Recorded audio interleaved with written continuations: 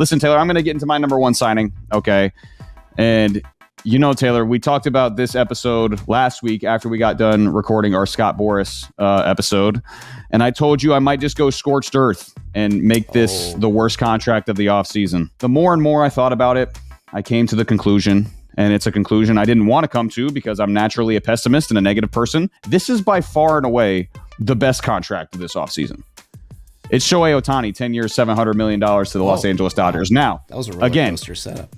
If this was your traditional 10-year, $700 million contract, which, by the way, if there was ever really a traditional 10-year, $700 million contract, I don't know if that exists. Okay. Yeah. But if he was getting paid $70 million a year every year for the next 10 years, like the contract would normally be, I'd say you got me. There's no way this can be the best contract. Ohtani's coming off his second Tommy John surgery, apparently, although they've been very secretive and weird about if that actually happened. Right. And it comes to the question, how will he be used pitching going forward with his injury history? Is he on a strict innings limit when he comes back? Does he eventually move to the bullpen? Who knows? But how to protect yourself from those questions. You decide, or should I say Ohtani decides, because he wants to win championships. Hey, you only got to pay me $2 million a year while I'm on the team, and then give me the rest of my money while I'm retired. Okay. For those people saying, that bill's going to come due 2034 through 2044 Dodgers. Does anybody watching this even know what they'll be doing from 2034 to 2044? No. Does anyone really care about the 2034 to 2044 Dodgers right now?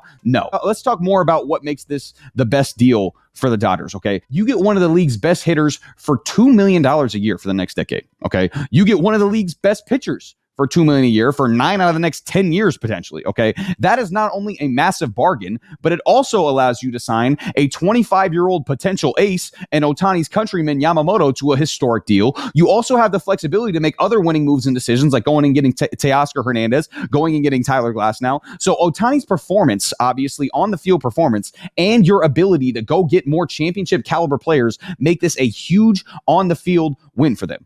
Off the field, attention worldwide, business ventures, you're in LA and you have the most star-studded team in the sport.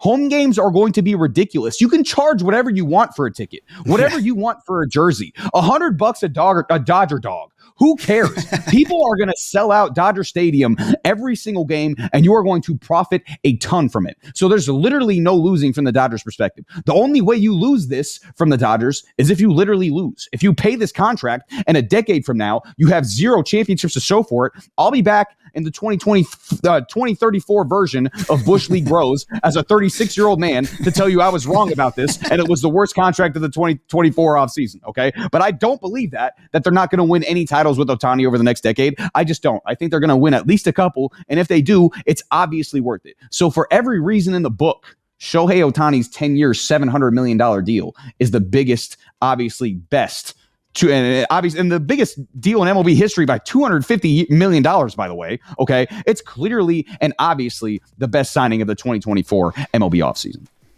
I mean, it was a match made in heaven. There was, in my opinion, there was just nowhere else where this guy was going to go. The one that's more interesting to me is the Yamamoto deal. That one, I mean, paying that guy over 12 years is a really, really interesting move to me. So in combination, I think those two deals, those are going to be the deals that we, like you said, at 2034, when we're, graying men doing this podcast segment still, hopefully, we're going to look back and be like, man, these were either the best deals that the Dodgers have ever made, or these were the worst deals the Dodgers have ever made. Yeah. And it's time will tell, I guess. But my favorite thing about this Shohei Ohtani deal is that since he's technically only making $2 million this year, Austin Barnes is technically making more money on the books than Shohei Ohtani this year. And that's just one of my favorite things about this Dodgers team. So if Austin Barnes and Shohei Ohtani ever go out to like a nice dinner, maybe Barnesy just picks up the bill. It's like, hey, I know you're only making $2 million this year. Like, let me pick this up for you, buddy. Like, welcome to LA. Tries to little bro him.